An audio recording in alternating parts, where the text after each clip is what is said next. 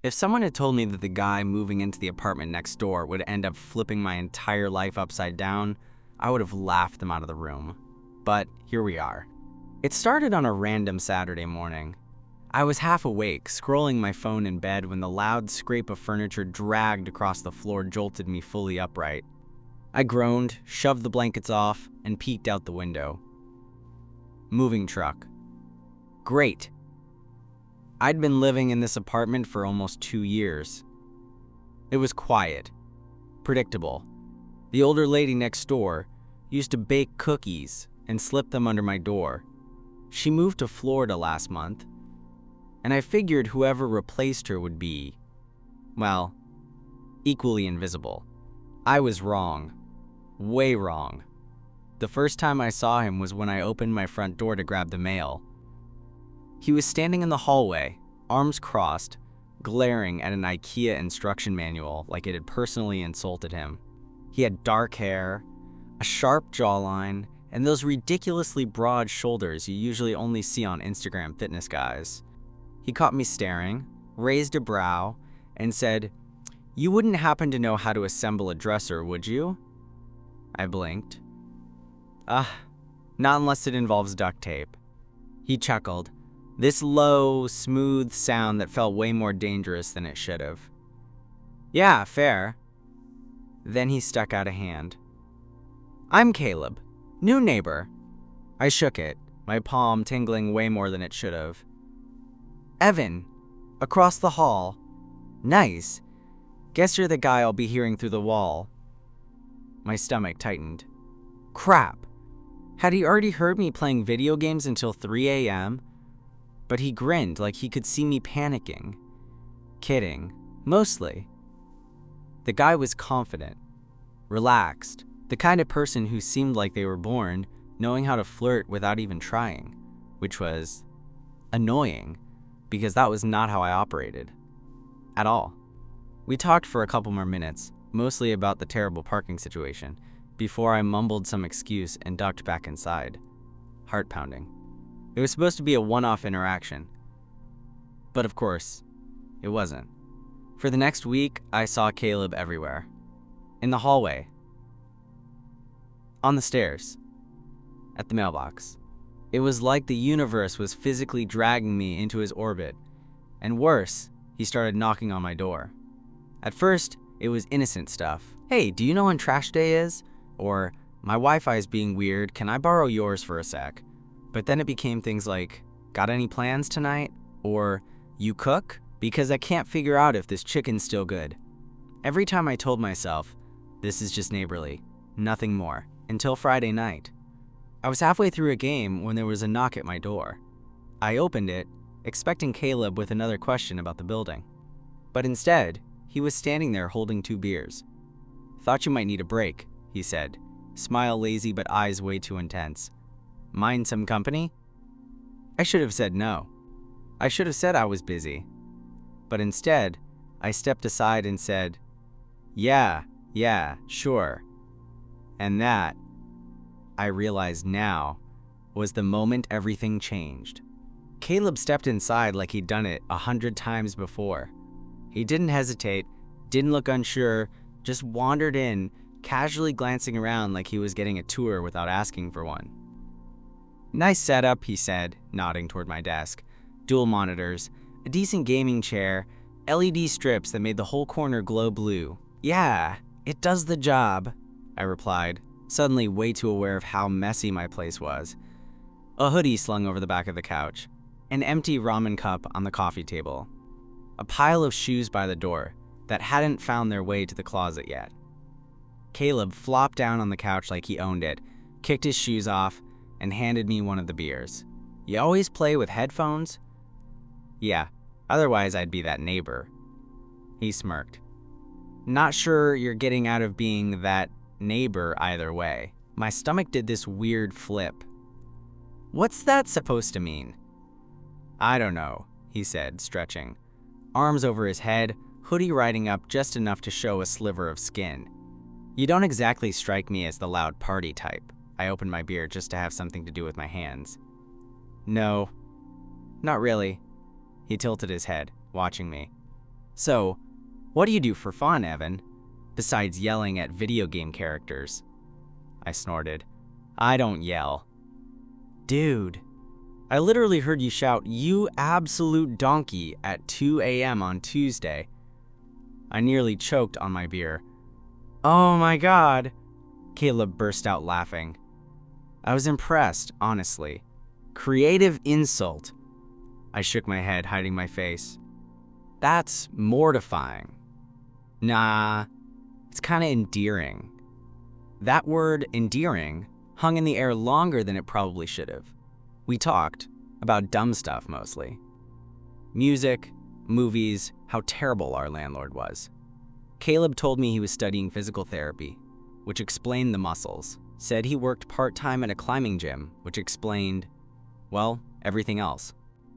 At some point, he shifted to sit sideways on the couch, one leg folded under him, the other stretched toward me, toe lightly bumping my shin. I pretended not to notice, but my brain was fully short-circuiting. "You've always lived in the city?" he asked, absently picking at the label on his beer. Nah. Grew up in the suburbs. Moved here after college. City boy now. Guess so. A pause. Then he leaned forward, resting his elbows on his knees. "You got a boyfriend or?" My mouth went dry. "What?" Sorry, that was blunt. He scratched the back of his neck, suddenly looking, for the first time. Unsure. Just, curious. "No, I don't," I said quickly. I mean, not right now. He nodded slowly. Cool. Same. And then, silence. Not uncomfortable. Not really. Just charged. I could hear the buzz of the fridge, the hum of my computer fan, the quiet thunk of his beer bottle as he set it down on the coffee table. His eyes met mine. He didn't look away. "Hey, Evan?" His voice was lower now. "Yeah?" "I should probably warn you." He shifted, knee brushing against mine. Not by accident this time. I'm a terrible neighbor. "Oh yeah," I whispered. "Yeah, I don't really believe in boundaries." And before my brain could catch up to what was happening, his hand was on my knee, thumb dragging slow, lazy circles, like he'd been waiting all night for an excuse to touch me. I didn't stop him. I didn't want to. For a few seconds, I completely forgot how breathing worked. Caleb's hand rested on my knee, warm, steady, not testing, not nervous, like it belonged there, like this was something he did all the time. "You good?" he asked, his voice softer now. There was a tiny smirk playing at the corner of his mouth, but his eyes were searching mine, looking for any sign to back off.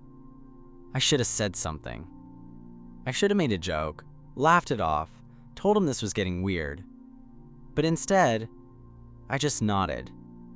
"Yeah," I breathed. "Yeah, I'm good." His thumb kept moving, slow, steady circles against my knee. I was acutely aware of how close he was now, his leg pressed against mine. His hoodie had slid halfway off one shoulder. His cologne, something woodsy, a little citrusy, filled the air between us. "You sure?" His voice dipped lower, almost teasing, but not quite. I swallowed, hard. I think you're the one who's crossing boundaries here." His grin widened, lazy, confident. "Told you, I'm a terrible neighbor." He shifted forward just a little, closing the gap between us. My breath caught. His hand slid slightly higher, resting on my thigh now, fingers flexing gently. "Is this?" I started, then realized I had no idea what I was even asking. "Are you? I didn't think you were." "Yeah," he interrupted, reading between the lines. "Didn't think I was either until recently." I blinked, processing that. "Oh, yeah," he said again, his thumb dragging back and forth against my leg. Oh. There was a pause. His gaze dropped from my eyes to my lips, back up, and then he leaned in. It wasn't some dramatic movie-style kiss, no sudden swell of music, no fireworks. Just soft, careful, like he was giving me a second to pull away if I wanted to. I didn't. I leaned in, met him halfway, and the second our lips touched, something in my chest unraveled. His hand tightened on my thigh. My fingers curled into the fabric of his hoodie without even thinking. For someone who joked about being a bad neighbor, he was way too good at this. When we finally pulled back, barely, he stayed close, forehead resting against mine, breath mingling, smiling. Wow, I managed, voice embarrassingly shaky. Yeah, he murmured, thumb still tracing tiny circles on my leg. Wow, a beat. Then, so, I was thinking, since I've already ruined our whole polite neighbor situation, yeah, maybe I should just commit to it.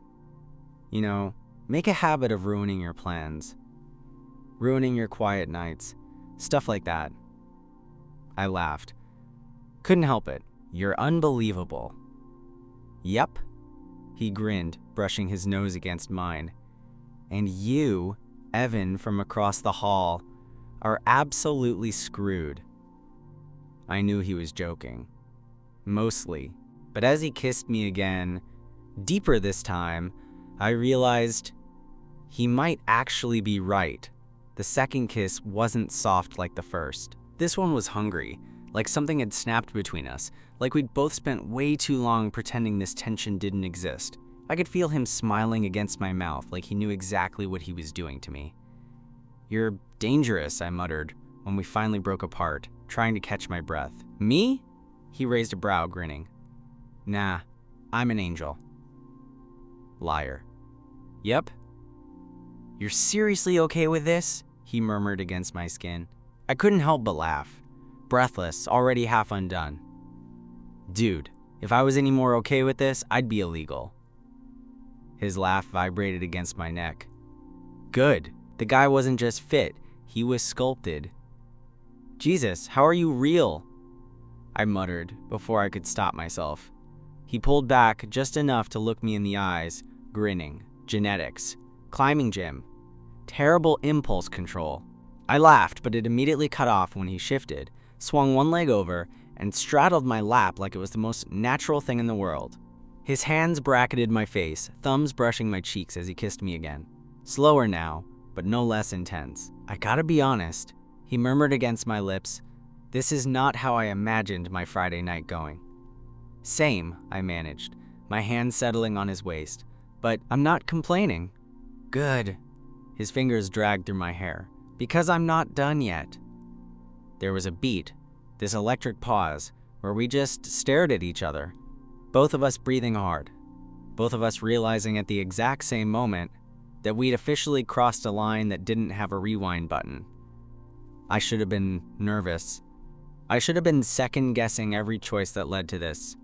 But instead, I felt giddy, buzzed, alive in a way I hadn't in a long time. Okay, Caleb said, leaning back just a little, hands still resting on my shoulders. Ground rules. Ground rules? Yeah. He nodded, mock serious. Rule 1. No pretending this didn't happen tomorrow, I smiled. Deal. Rule 2. If my Wi-Fi ever goes out again, I get to come over. Exactly like this. I laughed. You're unbelievable. Rule 3. His voice dipped lower. Tell me to stop if it's too much. I looked up at him. Really looked at him. And all the teasing melted away for a second. He wasn't just joking anymore. His eyes were serious. Soft. I won't need to, I said quietly. But thanks, he smiled. Not cocky this time. Just genuine. Cool. And then, without another word, he tugged my shirt over my head and tossed it somewhere behind the couch, like he'd done it 1,000,000 times before. Yeah. I was absolutely, completely, 100% in over my head, and I'd never been happier about it. My shirt hit the floor somewhere near the kitchen, but neither of us bothered to look. "Damn," he muttered, dragging his palms up over my shoulders. "Didn't realize you were hiding this under all those hoodies." I laughed, heat rushing straight to my face. "Yeah, well, you know, gotta stay mysterious." Mission failed. His grin was lazy but warm, eyes flicking from my chest back to my face. Not mysterious anymore. I wasn't used to this. Someone touching me like they actually wanted to learn me. Not just the surface, but every little reaction. The way my breath caught when his fingers skimmed under my jaw. The way I shivered when his palm flattened against my lower back. It felt easy and terrifying and really, really good. Somewhere in the middle of all that, we ended up stretched out on the couch. Caleb's head was tucked against my shoulder, fingers lazily tracing patterns along my side. My hand was in his hair. Messy, soft, totally addictive to run my fingers through. "You're really bad at boundaries," I murmured. "Terrible," he agreed without missing a beat. A long pause settled over us, but not the awkward kind. The kind that feels safe. Comfortable. "You know," he said quietly, fingers tapping against my ribs like a nervous habit, "I wasn't totally sure how you'd react." "What? To you randomly climbing into my lap?" he snorted. "Yeah, that." "Fair." I nudged him lightly. "But I'm glad you did." For the first time since he walked in my door tonight, Caleb actually looked a little shy. His gaze softened. "Yeah, me too." His finger stilled against my side. I didn't just come over for the beer, you know." "Oh?" "Yeah." He pulled back a little, sitting up so he could look at me properly. "I kind of, maybe, wanted an excuse." "An excuse?" I grinned, raising an eyebrow. "To hang out, to figure out if this," he gestured vaguely between us, "was a thing, or if I was just crazy." "Pretty sure it's a thing," I said, heart hammering way too fast for someone trying to sound casual. His smile was smaller this time, softer. "Yeah, feels like it." Then, quieter. "Didn't expect this, though. Moving here. Meeting you." My throat tightened a little, because for all the teasing and flirting, this part felt real. The kind of real that sneaks up on you and won't let go. "Yeah," I said, voice a little rougher than I meant. "Same." We sat there for a while longer, Caleb's fingers laced loosely with mine, both of us pretending it was casual, that we weren't both a little terrified of how easy this felt. Eventually, he sighed and leaned his head back on my shoulder. "Hey, do you mind if I just crash here?" I blinked. "Like, on the couch?" He pulled back just enough to smirk at me. "Dude, I'm literally in your lap. What do you think?" I laughed. "Fair point. Besides," he added, already curling back into me like it was the most natural thing in the world, "I warned you. I'm a terrible neighbor." And just like that, I realized I didn't mind one bit. I woke up to the smell of coffee. For a good 3 seconds, I had no idea where I was.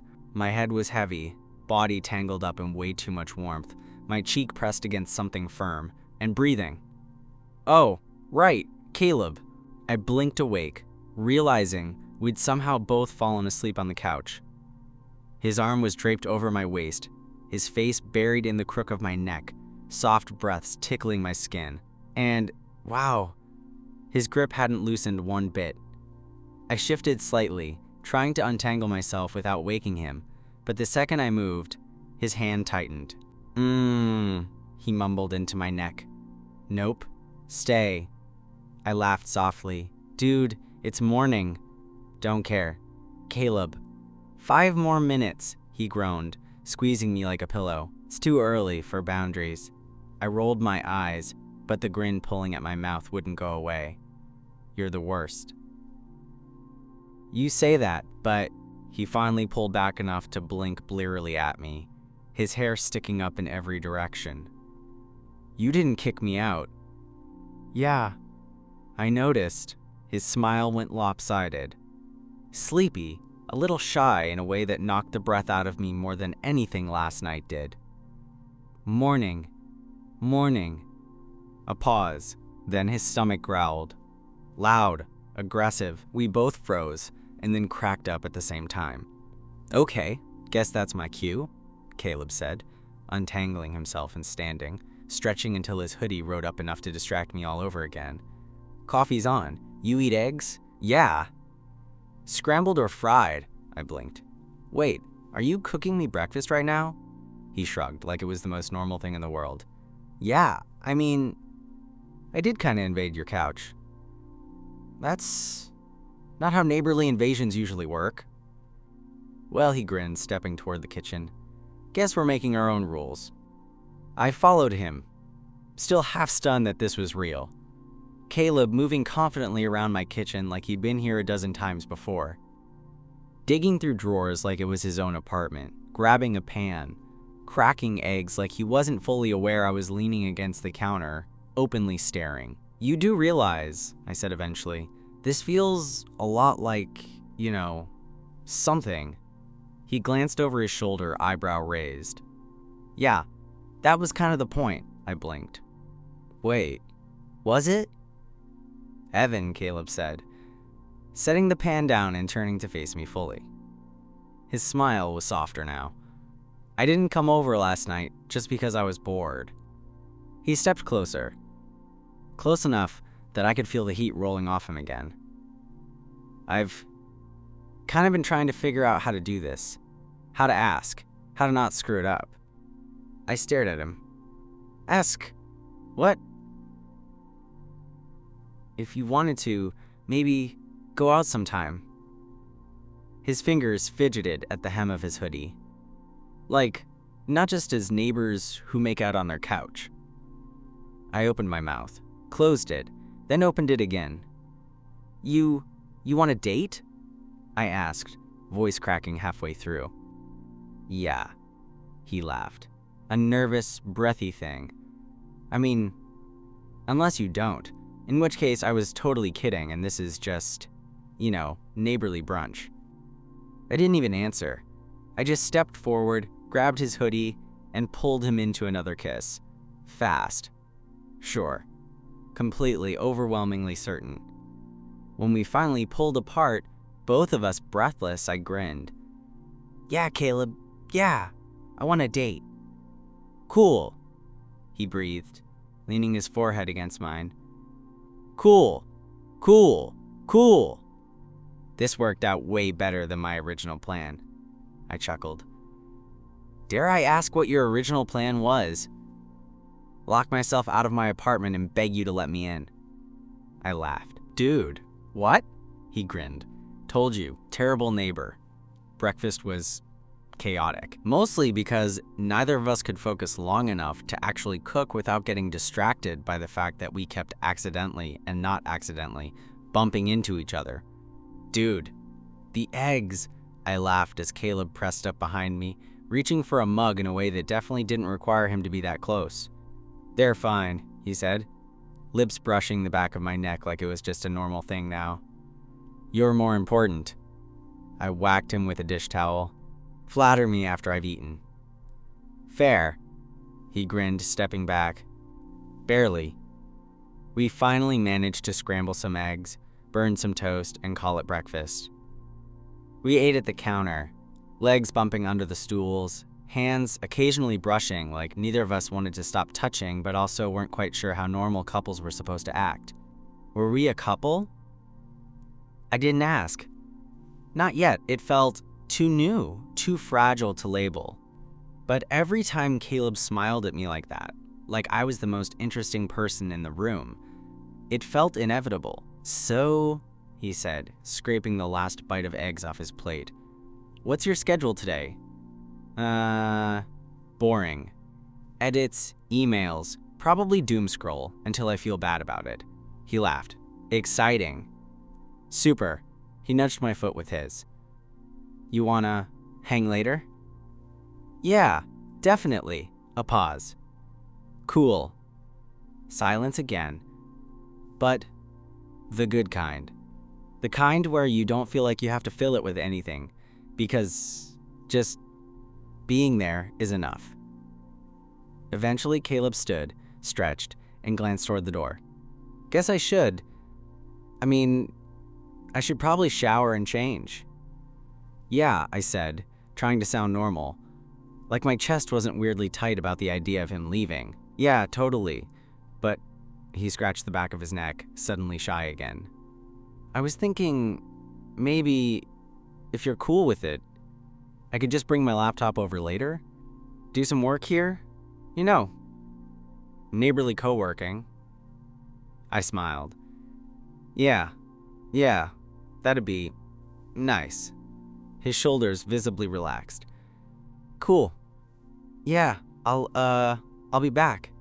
He grabbed his shoes, opened the door, then paused, turned, and without another word, stepped back in, grabbed my face, and kissed me like he was afraid not doing it would physically hurt. It was quick. But it was a statement. Then, grinning, breathless, he murmured, "Told you. Terrible neighbor." And just like that, he was gone. The door clicked shut behind him, and I stood there in the middle of my apartment, hair messed up, mouth still tingling, heart pounding like I'd just run a marathon. I stared at the door, grinned. Yeah, I whispered to no one. I am so screwed. But honestly, I'd never been happier about it.